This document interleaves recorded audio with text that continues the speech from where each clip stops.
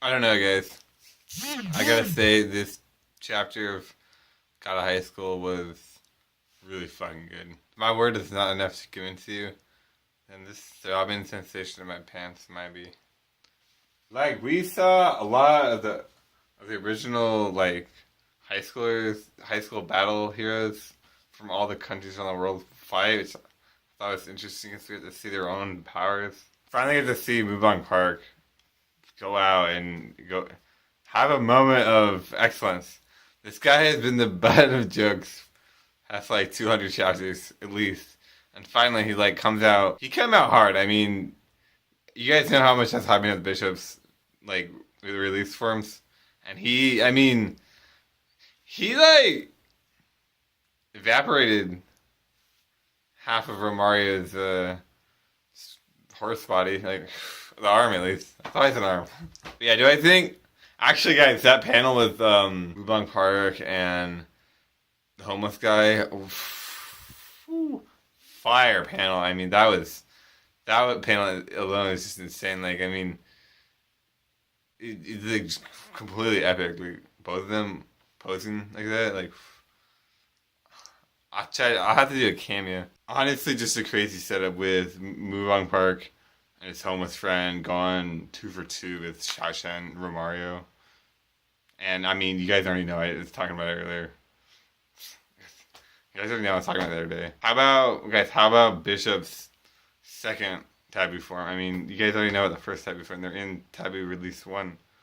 I already talked about foreshadowing for a second release taboo form, and I really do think it's gonna come out in this battle, guys. Another thing, I really thought Chang Sik died. I'm glad Chang Sik did not die. I really am. I think Chang Sik's character is pretty cool. So I'm happy about it. Plus, I mean, we got this flashback to Main Sing, my magician and homie.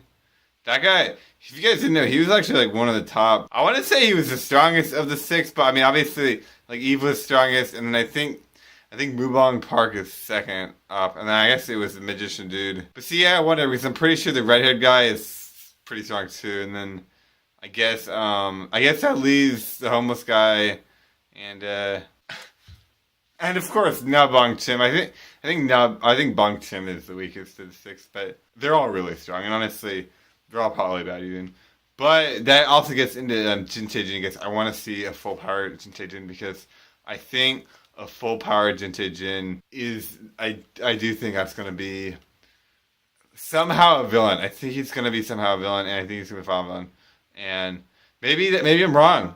Maybe Jin Taejin will come in and fight Okwang. I think that would be legendary. Because the thing is, I said it last review. I don't think Okwang's final villain. I think it's another final villain. Also, I really liked seeing the old guard, the old high schoolers. I mean the new high schoolers that introduced. We saw at the beginning of the arc. Because for me, the beginning of the arc, I thought this arc started really slowly. I think this arc picked up about 10 chapters ago. It really picked up, right? But the beginning of this arc was kind of slow. But we saw a lot. I liked a lot of the high school characters from around the country, from other countries like America and Iran, and parts of Africa. I thought those characters were really cool. And I mean, one thing I just noticed about Anna, Supergirl, pretty much.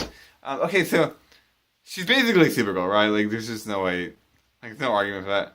But her borrowed power is Thor, which is interesting because if you think about it, he's from Marvel. He's a character from the Marvel series, right? I mean, of course he's a god, he's a Norse god, but I think they're using the Marvel Thor because Supergirl's DC Comics, and it's not just that, but I mean, if you look at her physical appearance, her name's Anna. And if you guys watched Frozen, right, the Disney animation, so her name's Anna, right? She looks exactly like Elsa, and she has Elsa's hair color, but she has Anna's braids, and her name is Anna. So actually, a really cool, like, interesting combination of characters, kind of a mesh. I'm not really sure what's going on there, because again, she's more of a supportive character. She's not like even, and I would even say specific to this arc. Maybe there might be another arc, and she might appear in that, or this arc might go on for another 100 chapters, and she'd play more of a role, but she's basically just supporting. It's just cool. I mean, and that's one other thing I liked. I like the snake guy a lot. I like the Hercules guy. I like Rosinante a lot. I thought his character. I mean, these dudes, the top finalists from other countries, they're no joke. Like, these guys are no joke, and if you guys sleep on them, you're gonna get it. I mean, you're gonna like. So basically, don't sleep on them, and they're pretty sick. They're good characters. I really do, and I mean, we even saw that legendary panel this chapter. How the author comes in and he says, "I wonder what would happen if they had fought." And you guys just know the writer is like in his head. He's like, "I would need these. I wanted these.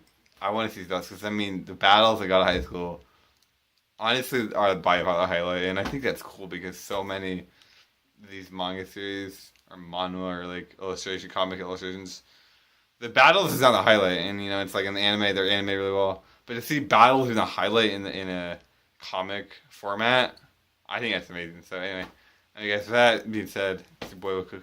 You guys already know who it is.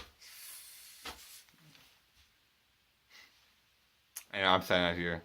Make sure you guys do one special thing for me. Make sure you subscribe to my channel. First 100 subs, I'm getting you guys a new car. Every new sub until we hit 200, I'm getting a brand new car for every single one of you guys. So anyway, I'm gonna pass out of here. And I mean, what else can I say, guys? I killed it, dude. I killed the review. I'll see you guys